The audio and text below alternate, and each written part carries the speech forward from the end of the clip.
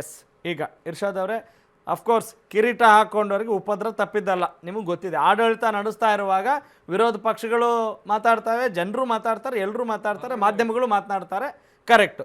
ಈಗ ಎಷ್ಟು ನಿಮಗೆ ಹೆಮ್ಮೆ ಇದೆ ಸರ್, ಈ ನಿಮ್ಮ ಪಕ್ಷ ಆಡಳಿತಕ್ಕೆ ಬಂದು ಪ್ರಾಮಾಣಿಕವಾಗಿ ವಾವ್ ನಾವು ಒಳ್ಳೆ ಗೌರ್ಮೆಂಟ್ ಕೊಟ್ಟಿದ್ದೀವಿ ಅಂತ ನಿಮಗೆ ಅನಿಸಿದೆಯಾ ಸರ್? 3 ವರ್ಷ ಆಯಿತು ಸರ್.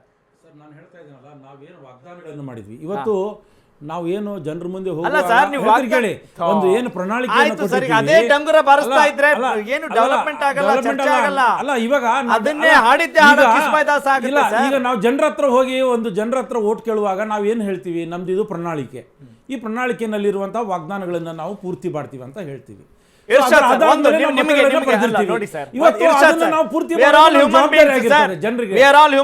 ಆಡಳಿತ ನಡೆಸೋರು ಇರ್ಲಿ, ವಿರೋಧ ಪಕ್ಷದವ್ರು ಇರ್ಲಿ, ಮಾಧ್ಯಮದವ್ರು ಇರ್ಲಿ, ಜನ ಇರ್ಲಿ, ಎಲ್ಲರೂ ಹ್ಯೂಮನ್ ಬೀಯಿಂಗ್ಸ್ ಸರ್. ನೀವೊಂದು ಅಧಿಕಾರ ಅಂತ ಬಂದಾಗ ಏನಾಗ್ಬಿಡುತ್ತದು, ಏನು ಹಿಂಗೆ ಹೌದ್ರಿ ನಮ್ಮಿಂದ ಇದು ತಪ್ಪಾಗಿದೆ ಸರಿ ಮಾಡ್ಕೊಳ್ತೀವಿ ಅಂತ ಹೇಳಿದ್ರೆ ಏನಾಗ್ಬಿಡುತ್ತೆ? ನಾನು ಹೇಳ್ತಾ ಇರೋದು ನಾವೇನು ಮಾತನ್ನ ರೆಡಿಮೇಡ್ ಮಷೀನ್ ಅಲ್ಲ, ನಾವೇನ್ ಮಾತನ್ನ ಕೊಟ್ಟಿದ್ವಿ ಆ ಮಾತು ಈಡೇರಿಸಬೇಕಾಗಿರೋದು ನಮ್ದು ಜವಾಬ್ದಾರಿ. ನಾವು ಜನರ ಹತ್ರ ಹೋಗಿರ್ತೀವಿ, ನಾವು ಅವ್ರಿಗೇನ್ ಮಾತನ್ನು ಕೊಟ್ಟಿರ್ತೀವಿ ಅದನ್ನು ಫಸ್ಟ್ ನಾವು ಮುಗಿಸ್ಬೇಕಲ್ಲ, ಅದನ್ನ ನಾವು ಈಡೇರಿಸಬೇಕಲ್ಲ.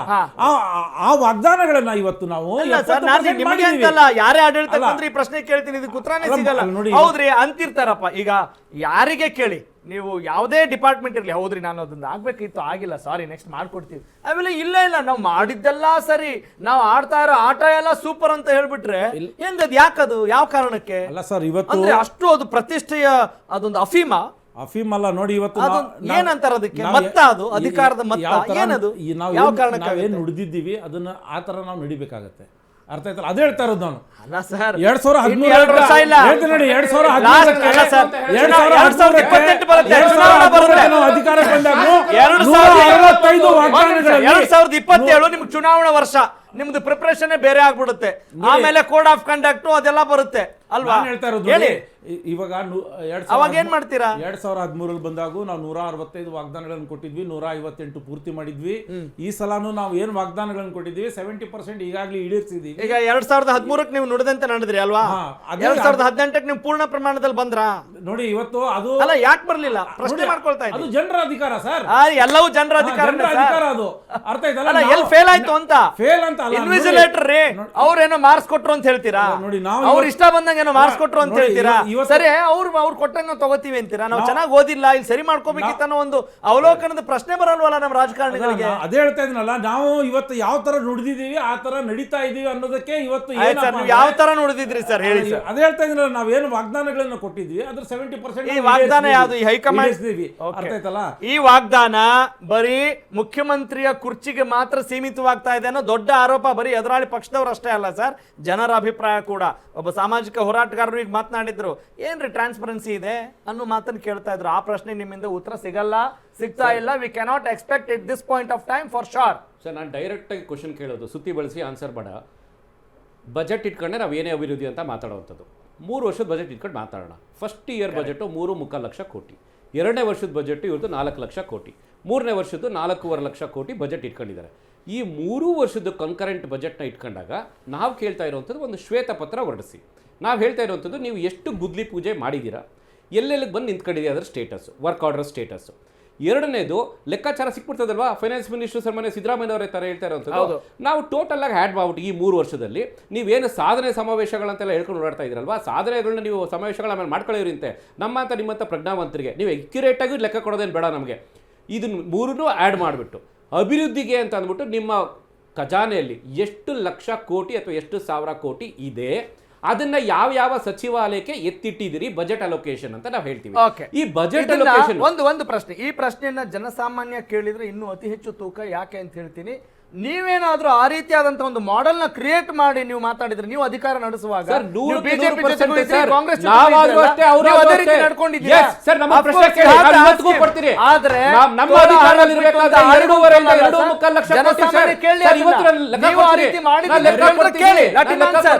ನಾನು ಲೆಕ್ಕ ಕೊಡ್ತೀನಿ ನೋಡಿ. ಫಸ್ಟ್ ಲೆಕ್ಕ ಕೊಡಿ ನೋಡಿ. ಬರುತ್ತೆ ಸರ್. ನಾನು ಹೇಳ್ತಾ ಇರೋದು ಏನ್ ಗೊತ್ತಾ ಸರ್, ನೀವು ಎಷ್ಟು ಅಭಿವೃದ್ಧಿ ಮಾಡಿದ್ದೀರಾ ಅಂತ ಅಂದ್ಬಿಟ್ಟು ಅದು ಸೆಕೆಂಡ್ ಕ್ವೆಶನ್. ಆದರೆ ನೀವು ಮಾಡಿರೋ ಖರ್ಚು ಒಂದು ಲೆಕ್ಕ ಇರಬೇಕಲ್ವಾ? ಇವಾಗ ನಾನು ನಿಮಗೆ 100 ರೂಪಾಯಿ ಕೊಟ್ಬಿಟ್ಟು ಏನ್ರಿ ಮಾಡಿದ್ರಿ 100 ರೂಪಾಯಿ ಅಂತ ಹೇಳಿದ್ರೆ ಅದು ಹೆಂಗೆ ಮಾಡಿದ್ವಿ ಅನ್ನೋದು ಆಮೇಲೆ, ಬಟ್ ಎಲ್ಲಿ ಖರ್ಚಾಯ್ತು ಎಲ್ಲಿ ಬಿಡ್ತು ಅನ್ನೋದು ಲೆಕ್ಕ ಕೊಡ್ಬೇಕು ತಾನೆ. 3 ವರ್ಷದಿಂದ ಇಲ್ಲಿವರೆಗೂ ಲೆಕ್ಕ ಕೊಟ್ಟಿಲ್ಲ, ಗೊತ್ತಾ ನಿಮಗೆ ಇದು? ನೋಡಿ ಸರ್, 3 ವರ್ಷದಿಂದ ಕಾಂಗ್ರೆಸ್ ಅವರು ಕೇಳಿದೀವಿ, ಸದನದಲ್ಲಿ ಕೇಳಿದೀವಿ, ನಾವು ಕೊಟ್ಟಿದ್ದೀವಿ, ನಾವು ಕೊಟ್ಟಿದ್ದೀವಿ ಸರ್, ಎಲ್ಲರೂ ಕೊಡ್ಲೇಬೇಕು, ಮುಖ್ಯಮಂತ್ರಿ ಆಗಿದ್ದಾಗ ಒಂದು ಸಲ ಬಿಜೆಪಿ ಅವ್ರ ಮೇಲೆ ಗೂಬೆ ಕೂರಿಸಿದ್ರು, ಮತ್ತೊಂದ್ಸಲ ಕಾಂಗ್ರೆಸ್ ಮೇಲೆ ಗೂಬೆ ಕೂರಿಸಿದ್ರು. ನನ್ನ ಆಡಳಿತ ಮಾಡಕ್ ಬಿಡ್ಲಿಲ್ಲ, ಒಳ ಕುತಂತ್ರಗಳನ್ನು ಮಾಡಿದ್ರು ಅಂತ ಹೇಳಿ ಜನರ ಮೇಲೆ ಅನುಕಂಪವನ್ನು ಗಿಟ್ಟಿಸಿದ್ರು ಬಿಟ್ರೆ ಬೇರೆ ಏನು ಮಾಡಿಲ್ಲ. ಬೇರೆ ಏನು ಮಾಡಿಲ್ಲ. ನಾವು ನೀವು ಮಾತಾಡ್ಬೋದು, ಪೊಲಿಟಿಕಲ್ ಏನ್ ಬೇಕಾದ್ರೂ ಮಾತಾಡ್ಬೋದು, ಆದ್ರೆ ನಾನು ನಂಬರ್ಸ್ ಮಾತಾಡ್ತಾ ಇದ್ದೀನಿ.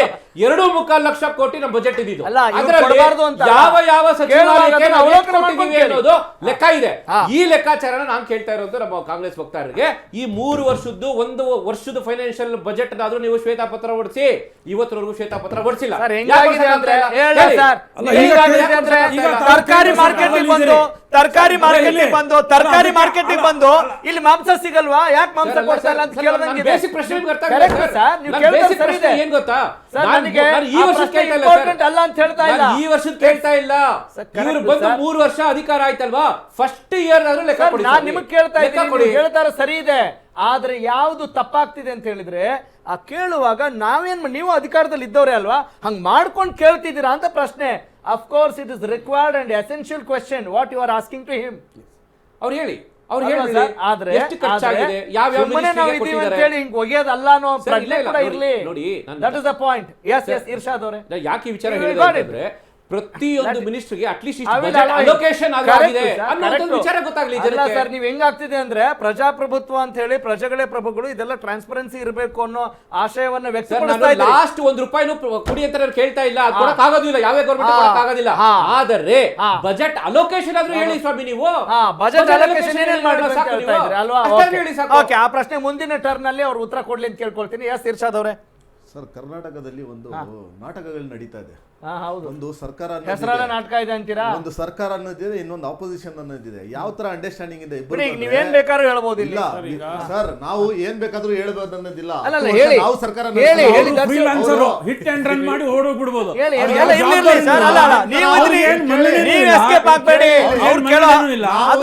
ನಾವು ನಿಮ್ ತರ ಯಾರ್ದು ಸ್ಕೀಮ್ಗಳು ಕತ್ಕೊಂಡ್ ಬಂದು ಸರ್ಕಾರಗಳು ಮಾಡಿಲ್ಲ ಸರ್. ನೀವು ನಮ್ಮ ಸ್ಕೀಮ್ಗಳು ಕತ್ಕೊಂಡು ಬಂದು ಸರ್ಕಾರ ಮಾಡ್ತಿದಾರಾ? ಅಲ್ಲ, ಒಂದ್ ನಿಮಿಷ ಸರ್, ಒಂದ್ ನಿಮಿಷ ಇರ್ಷಾದ್ ಅವರೇ, ಸ್ಕೀಮ್ಗಳನ್ನ ನಿಮ್ದೇ ಅಂತ ಏನಾದ್ರು ಇಲ್ಲಿ ನೀವು ಮುದ್ರೆ ಹಾಕಿಟ್ಟಿದ್ದೀರಾ ಸರ್? ನಾವ್ ಹತ್ರ ಅಲ್ಲ, ಅವ್ರು ಒಳ್ಳೆ ಕೆಲಸ ಮಾಡ್ತಾ ಇದ್ರು, ನೀವು ಮಾಡಿದ್ರೆ ಮಾತ್ರ ಒಳ್ಳೆ ಕೆಲಸ, ಅವ್ರು ಅದನ್ನ ಫಾಲೋ ಮಾಡಿ. ಯಾರು ಬೇಕಾದ್ರೂ ಮಾಡಿ. ಇವತ್ತು ಬಿಜೆಪಿ ಮಾಡ್ತಾ ಇದ್ರೆ ಸ್ವಾಗತ ಮಾಡ್ತಾ ಇದ್ದೀವಿ ನಾವು. ಅದನ್ನ ಯಾಕೆ ಕೋಟ್ ಮಾಡ್ತಾ ಇದ್ದೀರಾ? ಅವ್ರು ಹೇಳ್ತಾ ಇದ್ರಲ್ಲ ಕೋಟ್ ಮಾಡಬೇಡಿ, ಬೇರೆ ಹೇಳಿ. ಏನ್ ಹೇಳಿದ್ರು, ನಮ್ ಸರ್ಕಾರ ಬಂದಿದ್ಮೇಲೆ ನಾವ್ ಯಾವ ತರ ಹೇಳಿದೀವಿ ಆ ತರ ನಡ್ಕೊಂಡು ಬರ್ತಾ ಇದ್ದೀವಿ. ಅದಕ್ಕೆ ಹೇಳೋದು, ಆ ಗ್ಯಾರಂಟಿಗಳು ಬಿಟ್ಟು ಬೇರೆ ಏನಾದ್ರು ಮಾತಾಡ್ತಾ ಇದ್ರ? ಎಲ್ಲಾದ್ರೂ ಹೋಗ್ಲಿ ಕಾಂಗ್ರೆಸ್ ಅವರು ಬರೀ ಗ್ಯಾರಂಟಿ ಬಿಟ್ಟು ಏನು ಮಾತಾಡಲ್ಲ. ನಾವು ಗ್ಯಾರಂಟಿ ಕೊಟ್ಟಿದ್ದೀವಿ ಡೆಲ್ಲಿಯಲ್ಲಿ, ಗ್ಯಾರಂಟಿ ಕೊಟ್ಟು 10 ವರ್ಷ ಸರ್ಕಾರ ನಡೆಸಿದೀವಿ, ಯಾವ್ದ್ರಲ್ಲಿನೂ ಪ್ರೈಸ್ ಹೈಕ್ ಮಾಡಿರ್ಲಿಲ್ಲ. ಇವರು ಗ್ಯಾರಂಟಿಗಳು ಕೊಟ್ಟು ಎಲೆಕ್ಟ್ರಿಸಿಟಿಯಲ್ಲಿ ಹೈಕ್ ಮಾಡ್ತಾರೆ, ವಾಟರ್ ಬಿಲ್ ಅಲ್ಲಿ ಹೈಕ್ ಮಾಡ್ತಾರೆ, ಎಲ್ಲದ್ರಲ್ಲಿ ಹೈಕೆ ಮಾಡ್ಕೊಂಡು ಹೋಗ್ತಾರೆ. ಯಾವ್ದು ಕಡಿಮೆ ಮಾಡ್ತಾ ಇಲ್ಲ. ಹೈಕ್ ಮಾಡ್ಬೇಕಂದ್ರೆ ಬರೀ ಕಾಂಗ್ರೆಸ್ ಸರ್ಕಾರನೇ ಬೇಕಾಗಿಲ್ಲ ಸರ್. ಯಾರಿಗಾದ್ರೂ ರೋಡಲ್ಲಿ ಹೋಗೋರು ಕರ್ಕೊಂಡು ಬಂದು ಭಾರತೀಯ ಜನತಾ ಪಕ್ಷದವ್ರು ಹೇಳಿದ್ರು, ನೋಡ್ರಿ ನಾವೇನೆಲ್ಲ ಇಶ್ಯೂ ರೈಸ್ ಮಾಡಿದ್ವಿ ಅಂತ ಹೇಳ್ತಾ ಇದ್ದಾರೆ ಅಲ್ವಾ, ವಿರೋಧ ಪಕ್ಷದಲ್ಲಿ ಕೂತ್ಕೊಂಡು ಮಾಡ್ತಾ ಇದ್ದಾರೆ. ನೀವು ಜನರ ಬಳಿ ಹೋಗ್ಬಾರ್ದು ಅಂತೇನಿಲ್ಲ ಅಲ್ಲ ಸರ್. ನಾವು ಡೆಲ್ಲಿದು ಅಥವಾ ಪಂಜಾಬ್, ಸರ್, ಕರ್ನಾಟಕದಲ್ಲಿ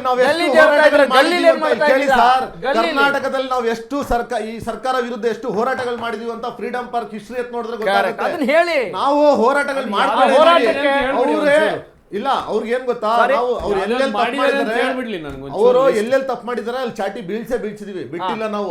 ನಾವು ಬಿಜೆಪಿ ತರ ಬಿಜೆಪಿ ತರ ಅಂಡರ್ಸ್ಟ್ಯಾಂಡಿಂಗ್ ಪಾಲಿಟಿಕ್ಸ್ ಇಲ್ಲ. ವಿಧಾನಸೌಧದಲ್ಲಿ ಜಗಳ ಮಾಡೋದು, ಆಚೆ ಬಂದು ರಿಯಲ್ ಎಸ್ಟೇಟ್ ನಮ್ ನಾಯಕರು ಯಾರ್ಯಾರ ಜೊತೆ ಕೈ ಜೋಡಿಸಲ್ಲ ಅಂತ ಸರ್. ಯಾರ ಇದ್ದೀರಾ ಇಲ್ವಾ ನೀವು? IND ಒಕ್ಕೂಟದಿಂದ ಆಚೆ ಬಂದಿದ್ದೀರಾ? ಆವಾಗ ನರೇಂದ್ರ ಮೋದಿ ಅವರು ನಿಮ್ದು ಗಾಜಿನ ಮನೆನೇ, ನೀವು ಹೊಡಿತಾ ಇರೋದು ಗಾಜಿನ ಮನೆನೇ. ನಾವು ನಾನು ಶ್ವೇತಪತ್ರ ಹೇಳಿದ್ರು. ಓಕೆ, ನೀವು ಶ್ವೇತಪತ್ರವನ್ನ ಬಿಡುಗಡೆ ಮಾಡೋದು ಬೇಡ, ಇರ್ತಕ್ಕಂಥ ಗುಂಡಿಗಳನ್ನ ಮುಚ್ಚಿ, ಏನು ಮೊನ್ನೆ ಏನು GBA ವ್ಯಾಪ್ತಿಯಲ್ಲಿ ಇರ್ತಕ್ಕಂಥ ಮರಗಳು ಬಿದ್ದಿದೆಯಲ್ಲ ಅದನ್ನೇ ಕ್ಲಿಯರ್ ಮಾಡಿಸಿ.